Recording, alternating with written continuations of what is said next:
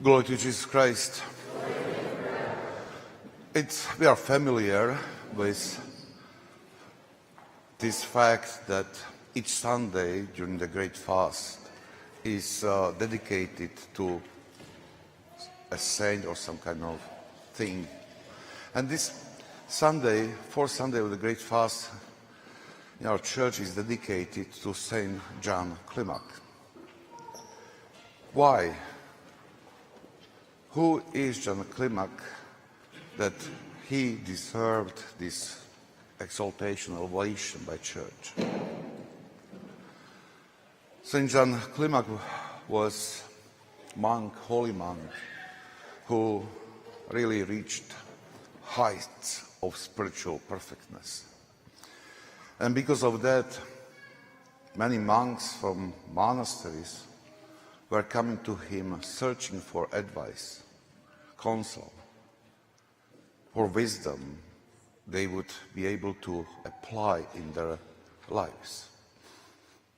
And many benefited really a lot from his wisdom. And because of that, superior or igumen of one monastery, his name was John, he asked him to write down his thoughts, his wisdom. May it serve as a benefit for other monks who cannot travel to him to see him and to listen directly to him. And Saint Jan Klimak, in some kind, through huge obedience, he agreed, and he wrote textbook of spiritual life. This textbook is divided to 30 chapters, or we call them steps.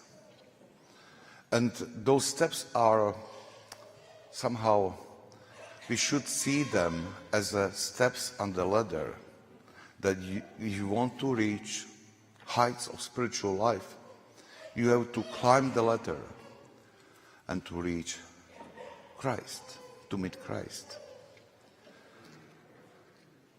And he, in these concrete steps, leads everybody who wants to follow his wisdom from the beginning of spiritual life to Christian perfectness.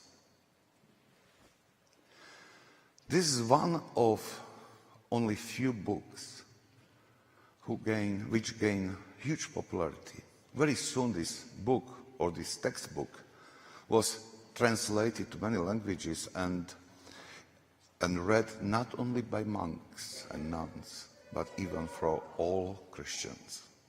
They took this book as a guidance how to grow in spiritual life. But what became as a very good tradition on the East was that during the Great Fast, this book was read in whole. Whole book was read every Great Fast. Even those who were not able to read, church was so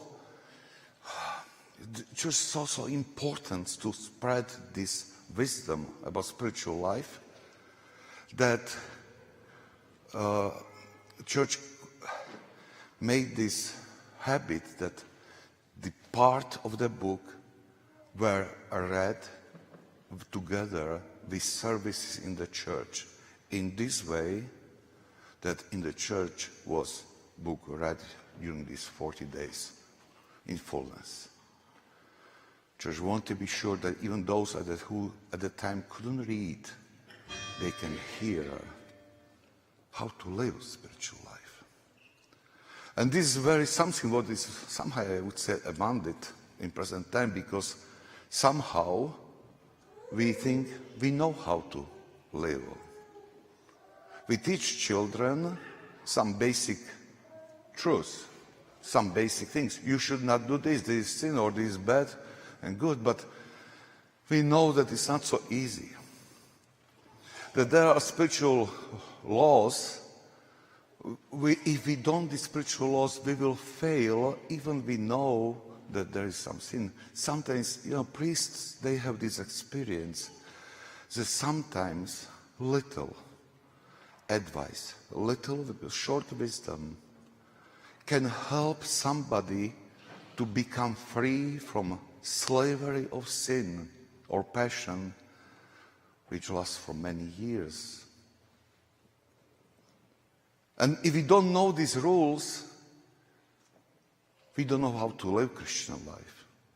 We live as we wish, with good intention, for sure. But would you go to somebody who didn't study, for example, in medicine? If somebody didn't study all these textbooks, how to heal people, but has good intention to help you, to heal you, would you trust this doctor? Well, probably not. Probably not. In all these areas of life, we come to those who had knowledge.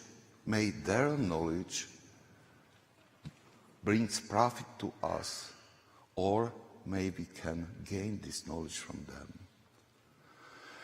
And this was tradition in our church through the whole history. This that generation after generation was giving this wisdom, which came out from experience of life to one generation to another generation. But we became too proud. We think that we know how to live. But if I ask you, I'm not going to do, but let's pretend. I ask you, can you name a textbook you read or studied how to live a real spiritual life? I think that we would hesitate a little bit. And I am not saying this as a critical thing. I'm just saying that this is the fruit that we somehow abandoned, this tradition to live this spiritual experience of previous generation when they were passing this wisdom from generation to generation. So this Sunday is for us somehow calling to renew this tradition in our lives, starting with reaching and taking the book, the letter from St. John Klimak, and start to read, not to gain intellectual knowledge, but to read is as disciples who listen orders from that saint and try to fulfill that. And if we do this, and we start this first step, St. John Klimak says, if you don't master first step, you will not master anything else. And this first step is about detachment from the world, and it sounds a little bit strange, but if we read that, we find that in these advices he gives there, he touches many areas. He forces us to think who we are, who is God, what kind of relations to our God and we should have, what we should put as a fundament to our life. He's talking about many areas, and if we put them together, so we see that in the first step, he's just putting fundaments for future spiritual building we are going to build in us. And I'm not saying that it's easy. And when he said, well, it's years, I'm still on the step first, because it is tough. And he was like, will I be able sometime to go on the step 2 or 3 or 4? And the priest told him that, well, don't worry. Don't worry if that it takes long, but if you master this first step, then you will be flying. Then you will be fulfilling or mastering other step in really fast pace. And we should start with that. And today it's even like this opportunity when we heard parents, godparents, and we all who participated, we heard these vows to commit our life to Christ. It can be empty if we don't do it correctly. It can be empty vow if we don't follow this understanding of saints, how they understood what does it really mean to be committed to life. It's not as we think, or it's not based how we see that, like somewhere around us in the world, how it is understood. It is a big thing. And it is big things for you parents, godparents, to be sure that Dismas, as he grows, he builds these foundations, not on your opinion, an opinion of our experience of saints. It's your duty to build these firm fundaments. But when we start to read that, we have to expect some kind of resistance. Sometimes we are scared. It is like during baptism. When I took Dismas to my hand to baptize him, there was a very cute moment, that he looked at me and he made, I said yes.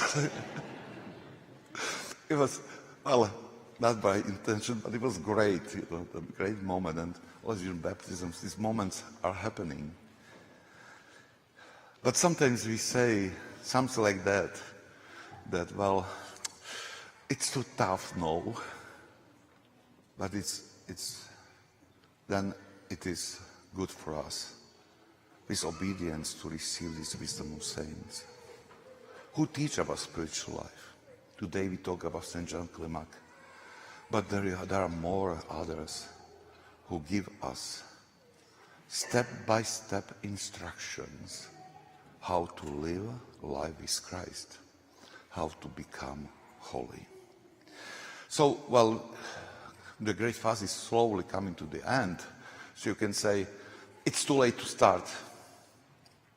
So I would like to encourage you, don't think about this traditional church to read letter during the Great Fast. Make it more intensive. Read it whole year. And because of that, you can, when you go home, you can go on Amazon.com, you know that site. You find St. John Klimak, the letter, buy the book, and start to read. Start to read. Don't worry if you don't understand something in a hurry. When you make progress in one advice, God will give you wisdom to understand another thing. But it should be desire in us. I want to grow. I want to learn from experience of saints. I want to follow the same instructions which made hundreds and thousands, maybe millions of people saints. Amen.